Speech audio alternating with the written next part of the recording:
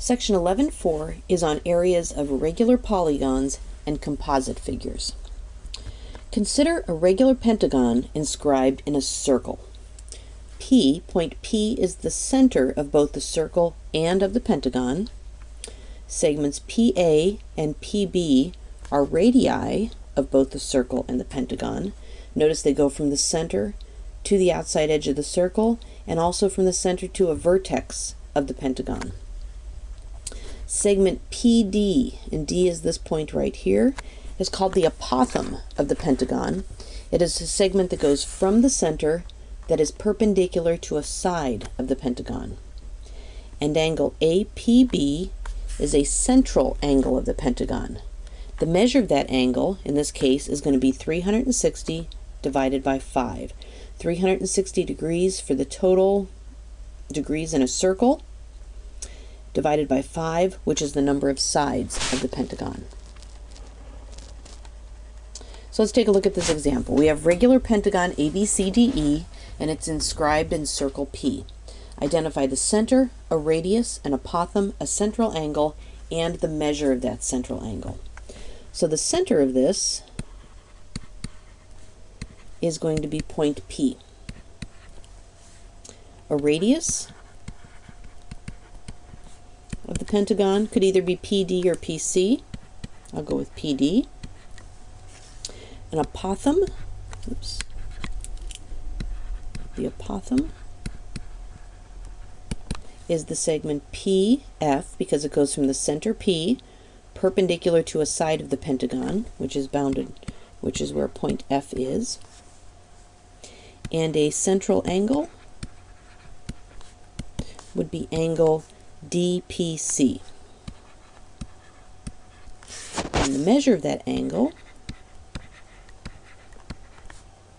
is going to be 360 divided by 5, which is the number of sides, or you can actually even draw it like this. It's going to be the number of central angles that are here. So you have 1, 2, 3, 4, 5 central angles, and since it's a regular polygon, they all have to be the same. 360 divided by 5 is 72 degrees. The formula for the area of a regular polygon is A equals 1/2 PA, where P is the perimeter and A is the length of the apothem. So given this hexagon right here, it would be 1/2 times the perimeter, add up the lengths of all the sides, times the length of this segment here from the center, perpendicular to a side, that's the apothem. So let's take a look at several examples that use this formula. We need to find the area of an equilateral triangle that has a side length of 6 inches. So I'm going to do a little sketch here of an equilateral triangle. And each side of this triangle is 6 inches. So it's pretty straightforward to figure out that the perimeter of this is going to, actually for this one I am not going to use the formula that we just learned. I'm going to use the formula from the previous section, a previous section on triangles. So I'm going to use 1/2 base times height. So this right here, I'm sorry, that's not the base, that's the height. I'm going to draw the height of the triangle. This is going to be the length of my base. But notice, and we've talked about this before, when we drop an altitude in an equilateral triangle, what we've really created here is a 30, 60, 90 right triangle. This angle up here is going to be 30 degrees. The one down here is 60 because that's one angle of the equilateral triangle. And I know that the height is going to be the long leg. I know that this distance here is going to be my short leg, and then 6 is the hypotenuse. In fact, if it's a little hard to see, I sometimes like to draw the triangle over here. So let's pull just that right triangle out. This is going to be 3 because that's half of the side of the triangle. This is 6, and this is my H. Short leg, long leg, hypotenuse. And if you recall, the long leg is equal to the short leg times the square root of 3. So my long leg is 3. I'm sorry, my long leg is H. Sorry about that. My short leg is 3. square root of 3. So the height of this is going to be 3 square root of 3. Area of a triangle, 1/2 base times height, or 1/2. Now, don't get confused, because I actually have two triangles here. Remember, I'm trying to find the area of the large equilateral triangle. The base of that one is 6. The height of that triangle is this distance right here, which is 3 square root of 3. Or the height is equal to exactly 9 square root of 3 inches squared, or approximately equal to 15.6 square inches.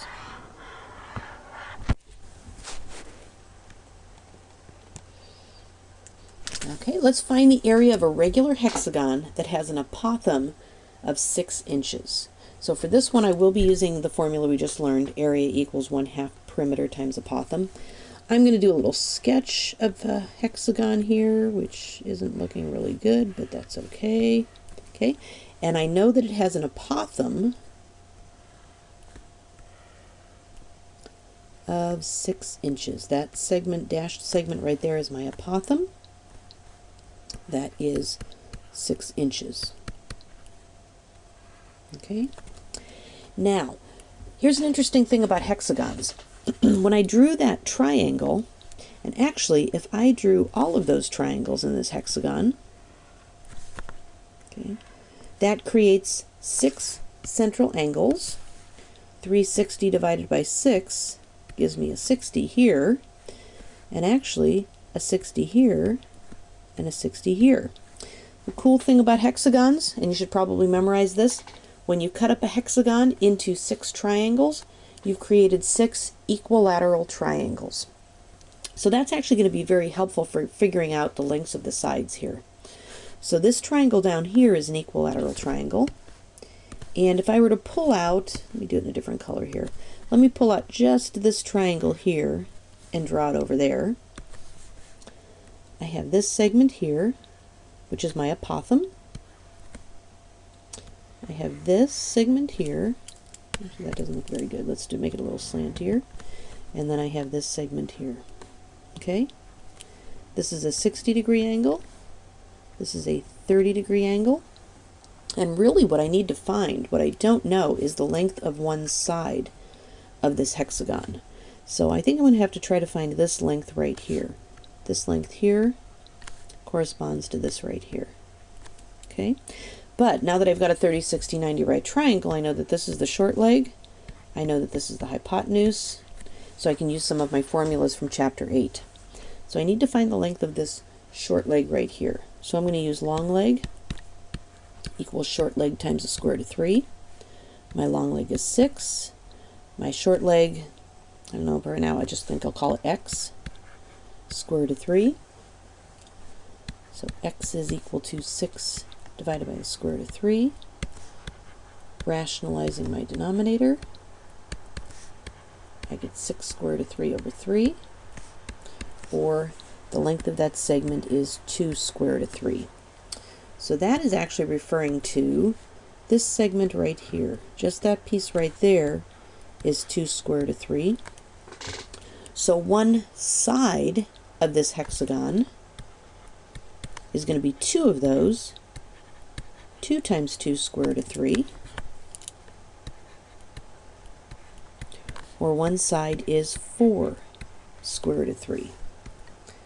So that means that my perimeter is going to be 6 of those. 6 times 4 square root of 3, or 24 square root of 3. So let's go back to see how I got that. So using a 30, 60, 90 right triangle, my short leg here is 2 square root of 3.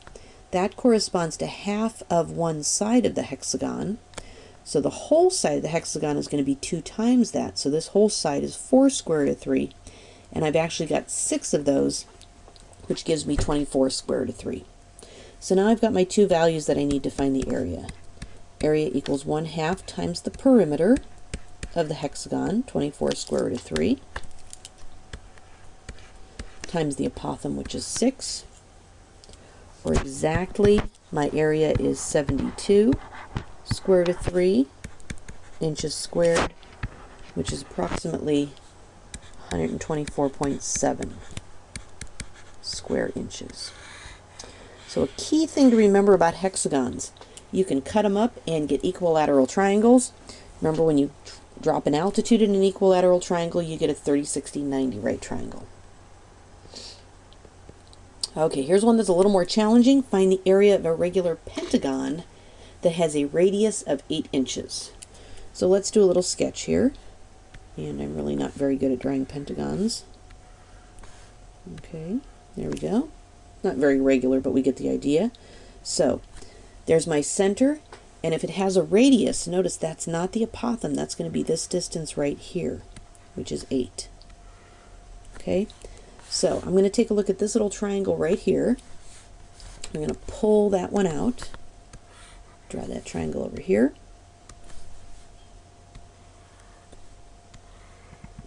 That is actually an isosceles triangle. These guys are 8s.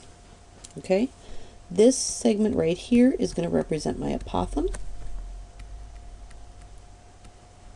Okay, this segment right here is going to be the same as this one right here.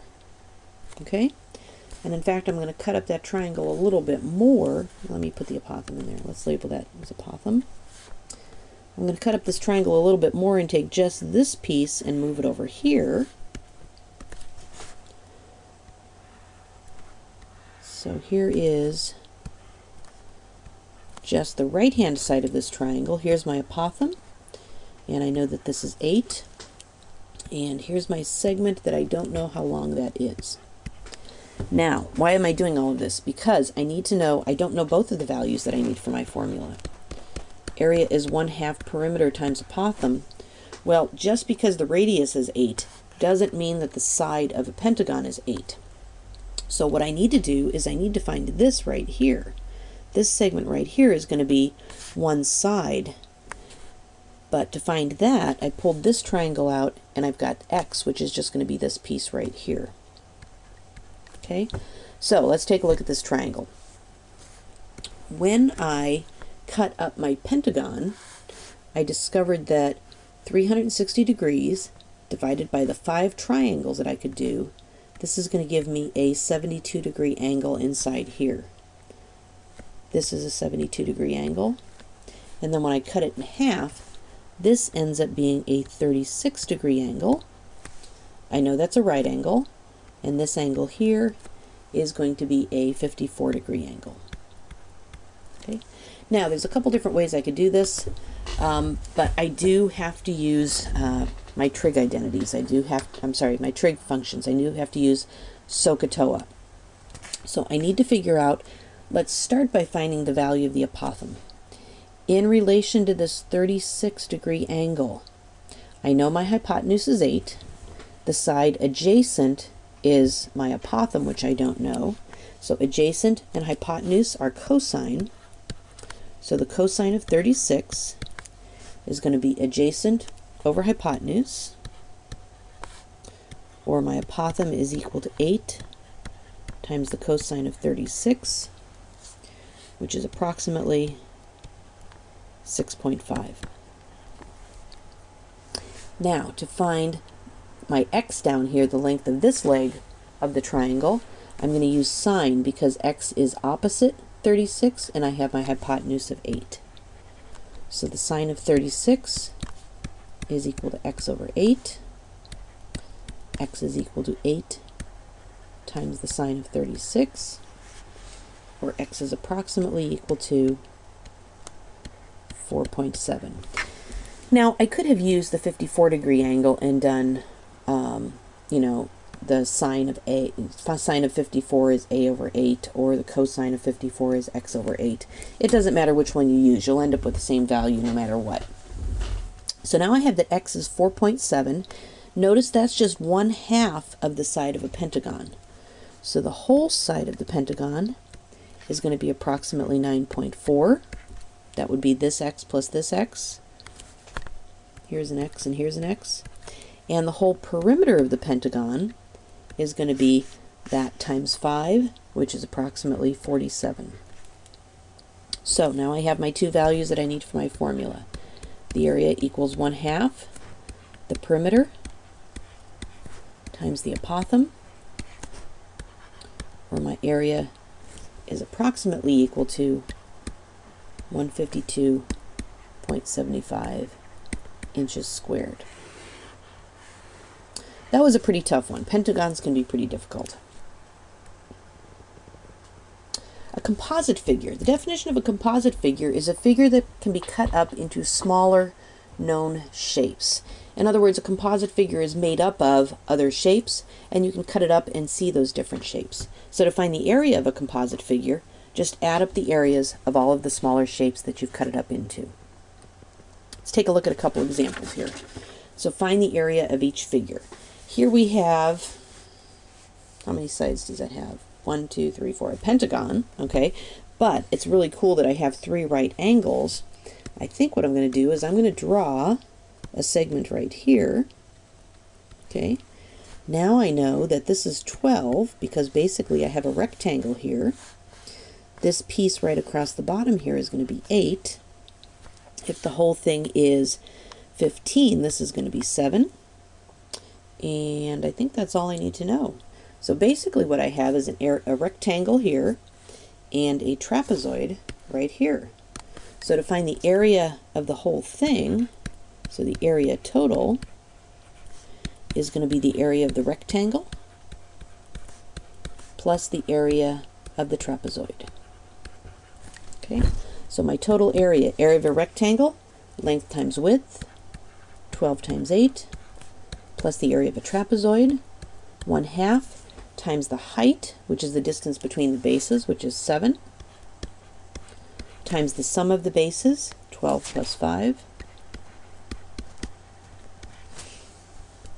or the area is going to be 96 plus 59.5, so the area of this entire figure is 155.5 inches squared.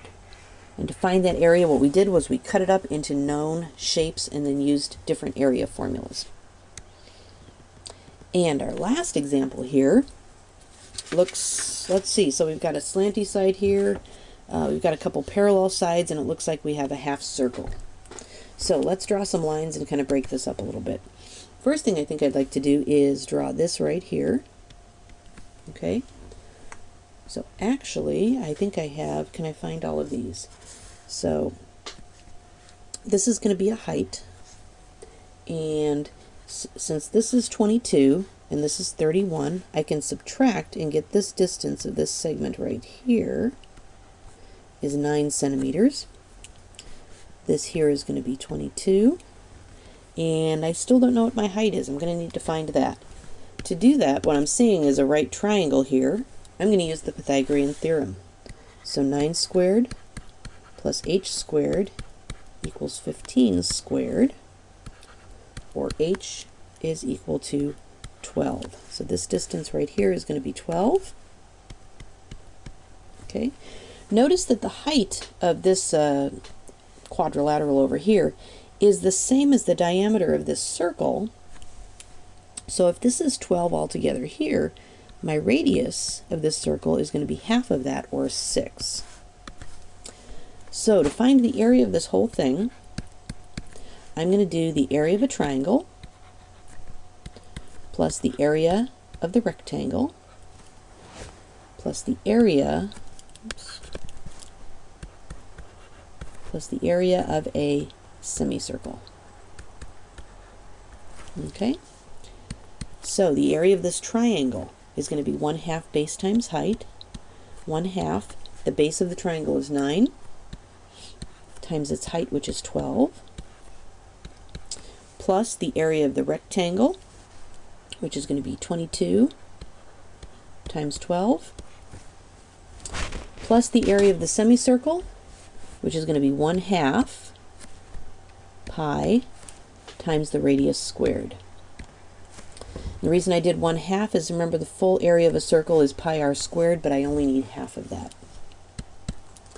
So this is going to give me 54 plus 264 plus approximately 56.5, or the area of this composite figure is approximately 374.5 centimeters squared. So in this section we looked at the formula for the area of a regular polygon. Area equals 1/2 perimeter times apothem. And sometimes we need to use special right triangles. Sometimes we need to use our trig relations. We also looked at the area of composite figures, which means you just cut it up into well-known figures and add up the areas of all of the known shapes.